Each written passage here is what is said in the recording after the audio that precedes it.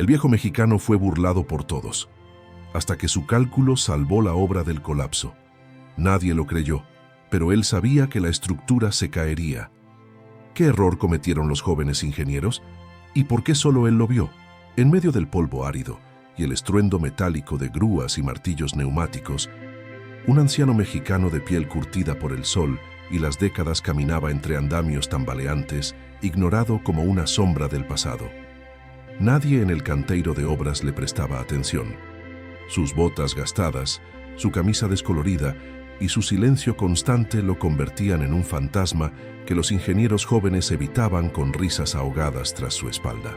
Pero en sus manos arrugadas, manchadas de tinta y tierra, llevaba planos que contenían advertencias que nadie se molestó en leer. El reloj corría sin piedad. Faltaban apenas 72 horas para la inspección final y ya se respiraba el pánico en el aire. Las vigas crujían de forma extraña durante la noche, las grietas en los cimientos se ensanchaban como si la tierra misma se quejara, y los sensores de estabilidad arrojaban lecturas irregulares que los técnicos achacaban a fallos del equipo. Nadie quería admitirlo, pero algo andaba terriblemente mal. Y en ese caos, el viejo seguía allí midiendo con una cinta oxidada y murmurando fórmulas que sonaban como hechizos en una lengua olvidada. Los jóvenes ingenieros, recién egresados de universidades de prestigio y equipados con tablets de última generación, se referían a él como el abuelo de los errores.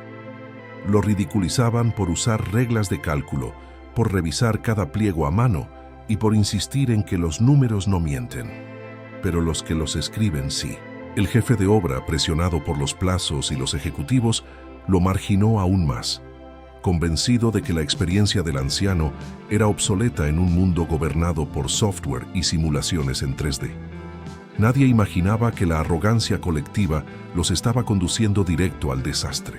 Lo más irónico es que el viejo mexicano había trabajado en decenas de puentes, hospitales y rascacielos a lo largo de 60 años, muchos de ellos aún en pie, sólidos como rocas, mientras que los proyectos modernos caían como castillos de arena ante el primer vendaval. Él conocía el lenguaje de las vigas, el susurro de los hormigones bajo tensión y la forma en que el acero se queja cuando algo está mal. Pero en un mundo que celebra la velocidad y desprecia la paciencia, su sabiduría era vista como una reliquia, no como un salvavidas. Entonces, una madrugada, mientras todos dormían, el suelo tembló. Una sección del edificio cedió parcialmente y los gritos de alarma resonaron en toda la zona. Los mismos que se burlaban del viejo ahora corrían en círculos, desesperados, sin entender qué había fallado. Solo él permaneció inmóvil, mirando el punto exacto del colapso, con una expresión que no era de sorpresa, sino de tristeza, porque ya lo había advertido, y nadie lo escuchó. ¿Crees que hubieras hecho caso al viejo si estuvieras allí? Cuando el primer bloque de concreto se desprendió del piso 12, el caos explotó como una bomba. Los obreros salieron corriendo, los supervisores gritaban órdenes contradictorias y los ingenieros tecleaban frenéticamente en sus computadoras, buscando en los modelos digitales una explicación que no aparecía. Entretanto, el viejo mexicano se mantuvo quieto junto a una columna central, palpando con los dedos una grieta apenas visible, casi imperceptible para el ojo inexperto. No necesitaba pantallas ni sensores. Su cuerpo entero era un instrumento de medición, afinado por décadas de escuchar el lenguaje del acero y del hormigón. No era la primera vez que veía este tipo de colapso incipiente. En los años 70, en un puente de Guanajuato, había ocurrido algo similar. Una mala distribución de cargas por un error en los coeficientes de seguridad. Nadie lo creyó entonces, hasta que una viga cedió durante una lluvia torrencial y 3 personas murieron. Desde ese día, juró que nunca más permitiría que el orgullo técnico anulara el sentido común. Ahora sentía el mismo sabor amargo en la boca, la misma urgencia silenciosa que precede al desastre. Los jóvenes ingenieros, sudando y con los rostros pálidos, intentaban justificar lo injustificable. Decían que los materiales habían llegado con defectos, que el suelo tenía fallas no detectadas, que el software de modelación tenía un bug. Cualquier cosa menos admitir que habían pasado por alto una ecuación fundamental en el cálculo estructural: el factor de carga dinámica en altura. El viejo lo sabía porque lo había escrito a mano en el margen de los planos originales con tinta roja, como advertencia. Pero nadie lo leyó. Estaba en una esquina, doblado, olvidado bajo una pila de impresiones modernas. Él no se acercó gritando, no hizo un escándalo. Simplemente caminó hasta la carpa de ingeniería, tomó un lápiz grafito de madera, el tipo que ya casi nadie usa, y señaló en el plano impreso la línea donde todo se había torcido. «Aquí», dijo con voz baja pero firme. El módulo de elasticidad fue subestimado en un 18%. Por eso la estructura se está desplazando lateralmente. Si no refuerzan antes de mañana al mediodía, el ala norte se vendrá abajo con cualquier viento fuerte. Nadie respondió. Solo se miraron entre ellos incómodos, como si un fantasma les hubiera hablado. Entonces, uno de los ingenieros más jóvenes, un muchacho de apenas 26 años que días antes se había reído del viejo por usar una regla de cálculo, se acercó tímidamente. «¿Cómo está tan seguro?», preguntó, con la voz quebrada. El anciano lo miró a los ojos sin rencor y respondió: «Porque lleva fallando desde el tercer cimiento, solo que nadie quiso oírlo». En ese momento, el aire pareció detenerse. Por primera vez, lo miraban no como un anacronismo, sino como el único que entendía lo que la obra estaba tratando de decir. ¿Hubieras confiado en sus cálculos a mano, en lugar de tus simulaciones digitales? La orden del jefe de obra fue clara: detengan todo, que nadie toque nada hasta que revisemos los cálculos del viejo. Aquellas palabras cayeron como un rayo en medio del campo de batalla. Hasta ese momento, el anciano había sido invisible, un ornamento anticuado en un mundo de innovación vertiginosa. Ahora, de repente, todos sus movimientos eran observados con una mezcla de temor y esperanza. Sus manos, que antes se movían con lentitud metódica, ahora temblaban ligeramente, no por el miedo, sino por la responsabilidad. Sabía que no solo estaba en juego la obra, sino también la vida de cientos de personas que eventualmente transitarían por allí. Los ingenieros jóvenes se agruparon alrededor de su mesa improvisada, hecha con tablas de madera y clavos torcidos. Sobre ella, extendidos como manuscritos sagrados, estaban los planos originales, cubiertos de anotaciones en lápiz, correcciones a tinta y dibujos de fuerzas vectoriales trazados con regla y compás. Los muchachos, acostumbrados a interfaces limpias y gráficos animados, observaban con asombro aquel caos ordenado, donde cada garabato tenía un propósito, cada cifra un eco en la realidad física. Uno de ellos murmuró: «Esto es como leer un diario de guerra, pero de hormigón». El viejo mexicano no les dio explicaciones grandilocuentes. Simplemente les mostró dos hojas, una con los cálculos modernos hechos en el software de última generación y otra con su versión manual. La diferencia estaba en una sola variable: el coeficiente de seguridad para cargas sísmicas laterales. Los jóvenes habían usado un valor estándar recomendado por el programa sin considerar las peculiaridades del suelo del lugar, una mezcla inestable de arcilla y arena fluvial. El anciano, sin embargo, había tomado muestras del terreno con sus propias manos semanas atrás. Las había analizado bajo una lupa de aumento y ajustado los cálculos en consecuencia. Nadie le había pedido que lo hiciera. Lo hizo porque era su forma de entender la ingeniería, no como una fórmula infalible, sino como una conversación con la Tierra. Mientras los ingenieros verificaban sus números con calculadoras y laptops, el silencio se volvió denso. Los resultados coincidían. Cada cifra, cada ángulo, cada carga distribuida, todo encajaba con una precisión que dejaba sin aliento. Uno de los supervisores, que días antes había llamado al viejo un museo ambulante, se quedó pálido y tuvo que sentarse. ¿Cómo supo esto sin un solo sensor?, preguntó con voz ronca. El anciano simplemente respondió: «Porque estuve aquí desde el primer metro de excavación. Ustedes ven pantallas, yo veo el alma del edificio». Entonces, sin esperar órdenes, los obreros comenzaron a moverse. Con una urgencia renovada, empezaron a instalar refuerzos temporales, a redistribuir los andamios y a vaciar una nueva mezcla de concreto con fibras de acero, tal como el viejo había indicado. No hubo discusiones, no hubo jerarquías, solo acción.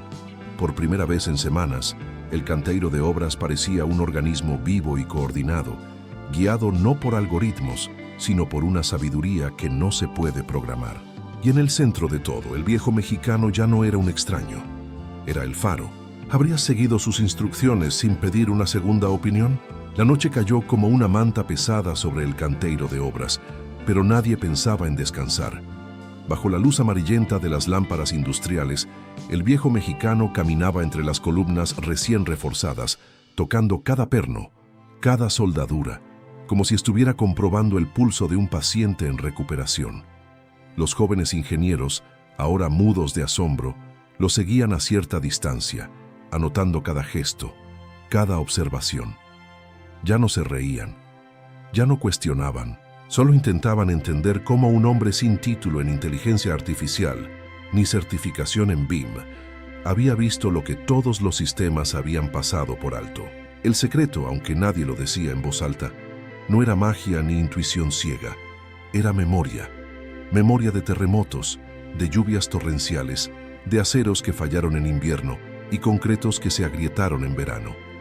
El viejo recordaba cada error que había visto en su vida, cada colapso que había evitado o presenciado, y los había convertido en reglas silenciosas que aplicaba sin fanfarria.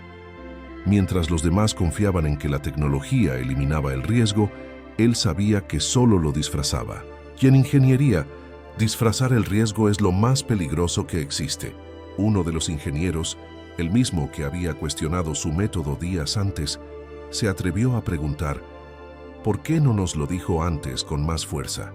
¿Por qué esperó a que casi se cayera todo?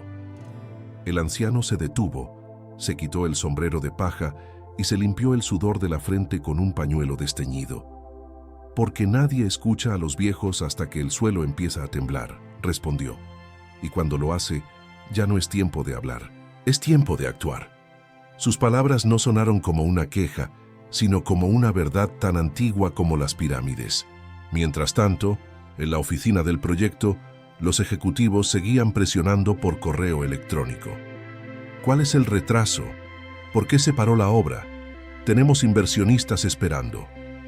Pero el jefe de obra, por primera vez, no cedió. Envió una sola respuesta: «Estamos evitando una catástrofe. Si quieren venir, pueden, pero no firmarán nada hasta que el viejo dé su visto bueno».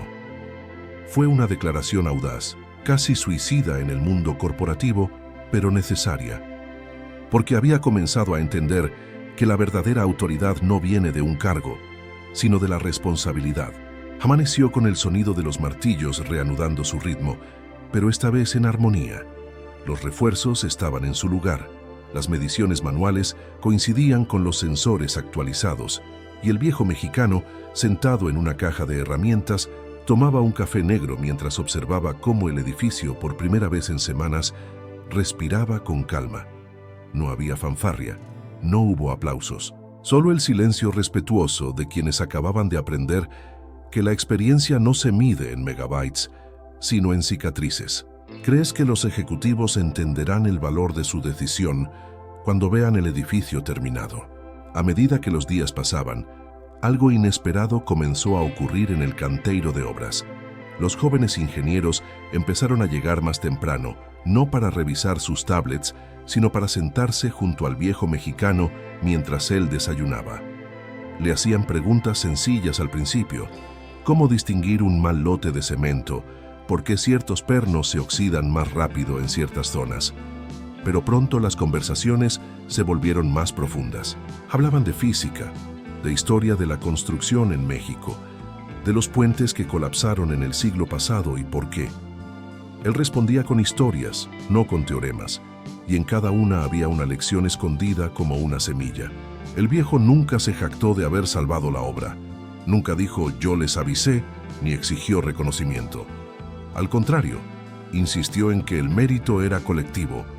«La estructura se salva entre todos», decía. Yo solo escuché lo que ella decía, pero su presencia había cambiado algo fundamental en la dinámica del equipo. Ya no había jerarquías rígidas ni egos en pugna. Había un propósito común, forjado en la humildad de haber estado al borde del desastre. Incluso los obreros, antes indiferentes a los jefes de camisa, ahora lo saludaban con un respeto que nacía del corazón. Los ejecutivos, después de una visita de inspección inesperada, quedaron desconcertados. No entendían por qué se habían gastado miles de dólares en refuerzos innecesarios, ni por qué el cronograma se había ajustado a un ritmo más pausado. Pero cuando el ingeniero jefe les mostró los informes comparativos, los cálculos originales versus los corregidos, y les explicó con voz firme que sin esas correcciones el edificio no habría resistido un sismo de magnitud 5.0, guardaron silencio. Uno de ellos, un hombre de traje oscuro y mirada fría, miró al viejo directamente y le preguntó: ¿Y usted cómo lo supo? El anciano solo respondió: porque he visto caer lo que otros juraban que nunca caería. Esa noche, durante una reunión interna, el jefe de obra tomó una decisión inusual. Integró al viejo mexicano formalmente al equipo de supervisión técnica, con autoridad para revisar y validar cada etapa crítica del proyecto.